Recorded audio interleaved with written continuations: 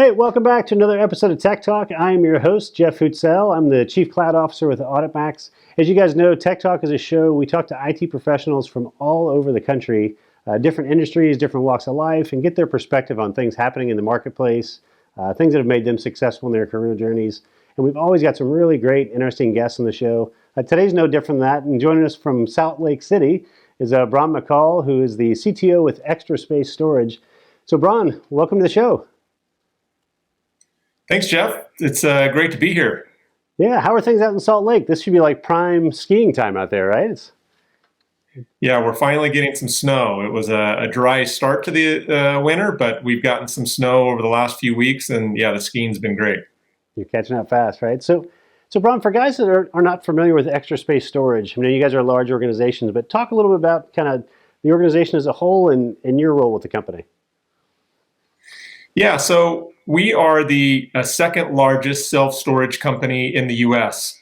We're publicly traded, S&P 500 company. We have over 1,900 stores across the country in 40 states, D.C. and Puerto Rico. My role at Extra Space, I've been at Extra Space a little over 10 years now.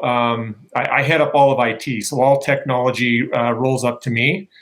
And, we've been doing some interesting stuff with technology over the last several years to really enhance the customer experience in self-storage, which has really lagged behind a lot of other industries.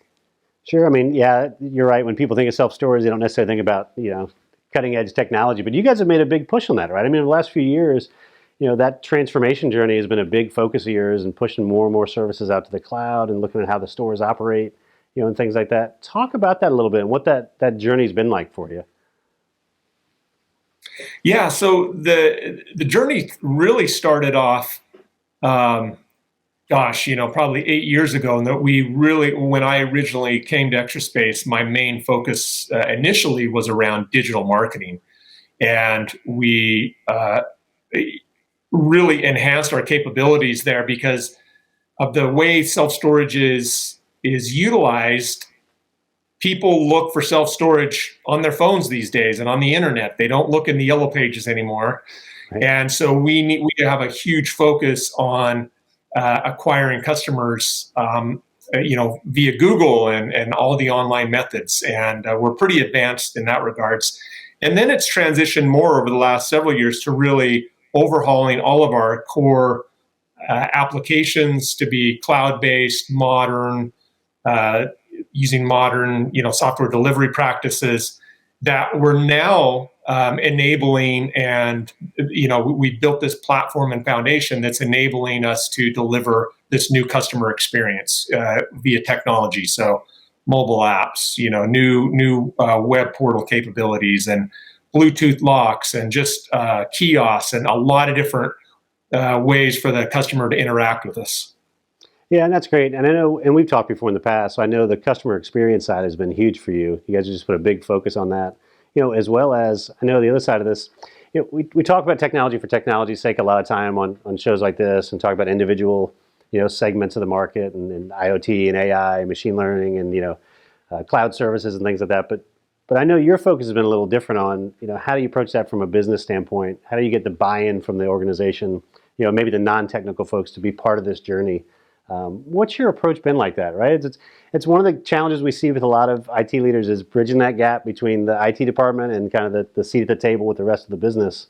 I think you've been really effective in it. Obviously, you can tell from the things you've accomplished.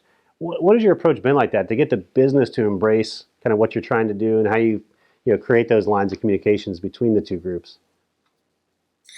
Yeah, so about 5 years ago, the business we had ambitions of this new customer experience, but I knew that our legacy architecture just wasn't going to allow us to do that, at least not very easily. And I had this vision and strategy that I began to communicate to, across the organization, but especially to the executive team as to why we needed to build this platform and why we needed to start from the ground up to have a foundational modern platform that we could then leverage and would provide us that agility, because we all know how fast things move today. and we need to have that agility to deliver those experiences quickly. And we've had some great wins, actually, that COVID kind of forced those things to occur. Sure. But we've leveraged this platform now and been able to deliver some of these new experiences that, we've talked about for many years, but we were able to deliver them really quickly. And they've had a huge impact on the organization. But it's back to your question, though. It's all about having a vision and then a strategy as to how you are going to achieve that and why, right? Why is this going to provide value to us and to the organization? Yeah, so you talked about the how well you guys have performed through COVID. I mean, were there any applications in particular that really made the biggest difference for you guys as far as the internal organization? I mean, there's certainly the customer-facing piece of it, but from internally, where were your kind of biggest wins that you guys saw through that process? I can talk about it in two different ways, actually. First, just our internal, back office type systems that all the employees utilize. I can't say that I had COVID in mind, but we had already moved everyone to the cloud. We had already moved all of our back office systems to the cloud. So when we had to send everyone home to work, it was literally seamless. We decided one day and we sent everybody home the next day, and it all just worked. We didn't have to scramble. Everything was in place. And then from a customer and a store standpoint, we had just again, the timing was lucky on my part. We had just completed that platform that I talked about, the rollout of that at our stores. And the big win there was we needed to quickly develop a online capability for our customers to transact 100% online. We'd never had that before. Yet you could do reservations in certain aspects of the buy cycle online, but you still had to go to the store. So we needed to have something that was completely contactless from end to end. And we were able to, again, leverage the platform that we had built. And we were able to deliver that in less than 2 months. And overnight, about 20% of new customers were coming through that new channel. And the number's gone up from there. Yeah, that's awesome. I mean, are there areas now as you guys are looking forward, and hopefully we're coming to a more, whether we've just come accustomed to how life is with COVID and everything, or it's, at least coming out of it a little bit with the vaccines being more and more prevalent. Are there things that you're excited about and kind of looking forward to, technology related for your company and the industry, and things that you're excited about integrating into the company right now in your technology stack? Yeah, there's a lot of things. I'm really excited because, again, this was kind of a byproduct of COVID, where everyone in the organization quickly saw the value in this technology. There was always, everybody thought it was it sounded cool, but there was a lot of concern. That organizational inertia was concerned that we might cannibalize something else. And once they saw that, wow, the customers really love this, and they've adopted it more so than we could have ever imagined. There's just a lot of appetite now across the whole organization to really leverage technology in a lot of different ways. So we've got a lot of support. Obviously, the customers are really loving what we're doing, and so we got the pedal down, and we're going as fast as we can. It's a lot of fun right now. That's awesome. Yeah, you guys have done some great things. I know it's really paying big dividends. So Bron, I always ask, we get a lot of people watching the show that are young guys kind of starting in their IT careers and getting going. And we always try and glean on some of your wisdom. You've had, folks like you that have got such a good track record of experience and have spent so many years in the industry.